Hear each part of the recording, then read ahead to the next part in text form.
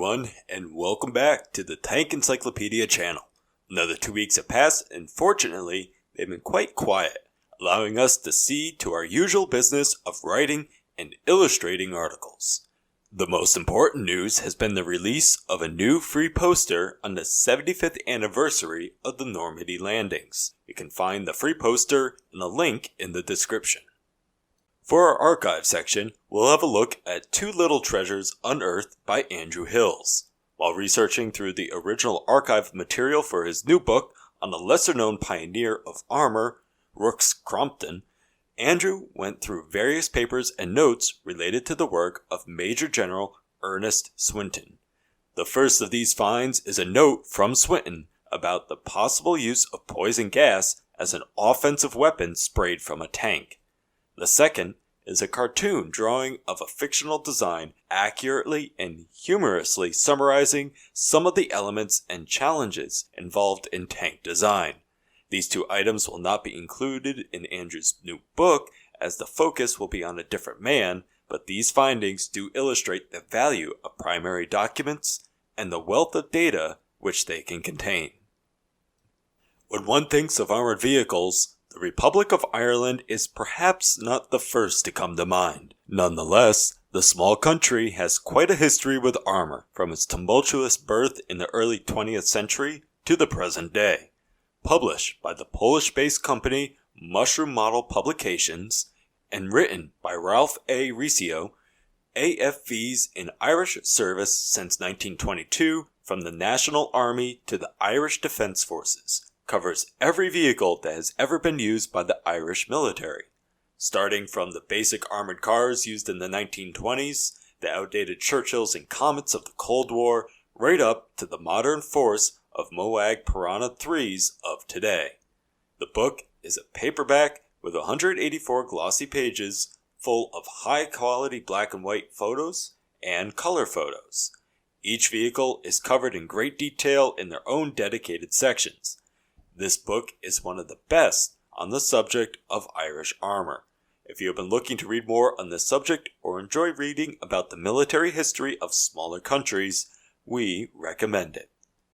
This time around in gaming news, we will be taking a look at the new additions to Tank Crew Clash at Prokhorovka module of the Il-2 Great Battles project, including new tanks, advanced damage modeling, interior modeling, and more, which have arrived in the new update.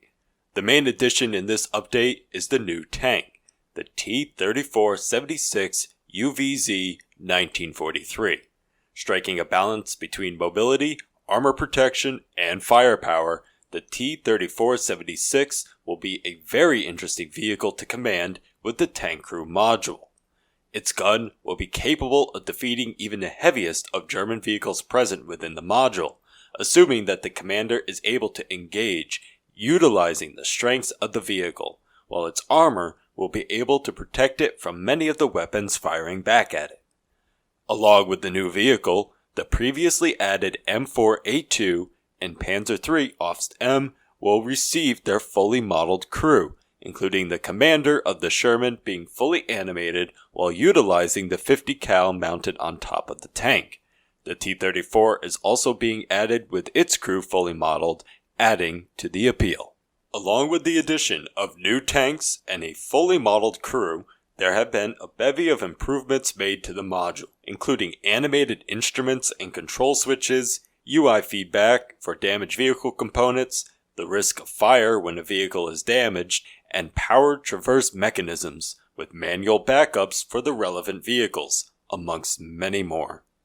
As always, a link to further information on this update can be found in the description, along with a link to the full Tank Encyclopedia gaming article on this update. For our first article, we have the medium tank M45, or the T-26E2.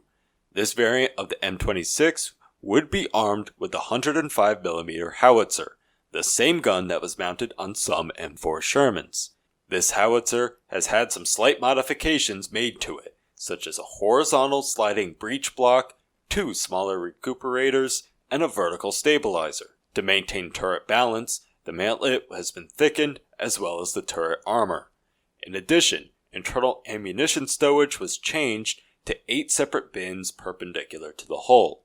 Unfortunately, due to waning interest in the tank, the original contract was reduced, and between July and December of 1945, only 185 vehicles had been built by Chrysler.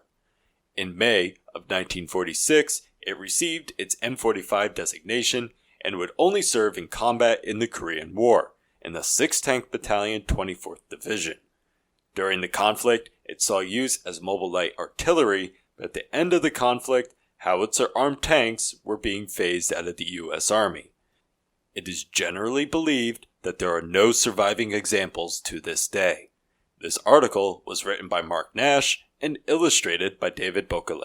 The second article we will be covering is the Lloyd Carrier, or the Carrier Tracked Personnel Carrying. Designed by Captain Vivian Lloyd in the late 1930s, this carrier was based upon the drive systems of a 4x2 Fordson truck, with the track, sprockets, and suspension taken from the Universal Carrier. Powered by a Ford V8 engine, these carriers would transport 8 troops or a similar weight in cargo. For different variants, there was the track towing version, which could move around ordnance, quick-firing 2- and 6-pounder anti-tank guns, as well as the crew and ammo. Also, there was a tracked cable layer mechanical variant with a spool of telegraph wire, and a tracked starting and charging variant which carried dynamos and battery units for helping start tank engines. 26,000 total carriers were built between 1939 and 1944, seeing extensive use in World War II and in Belgian, Danish, and Dutch armies post-war, with the Belgians using them into the 60s. This article was also written by Mark Nash and illustrated by Ardia and Arga, with funds from our Patreon. Be sure to also check out our articles on the Marenco M114 in El Salvadoran service, the Delahaye tank, and the article on HMMWV development.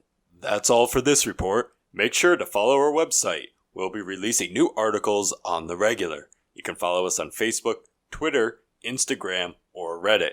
If you use Discord, there's a link to our community server in the description. And if you'd like to help us to continue to develop and expand, consider donating on Patreon. All of the funds will be used to help us enhance and design new articles and features for you. I'm Nathaniel, and until next time, keep us in your sights.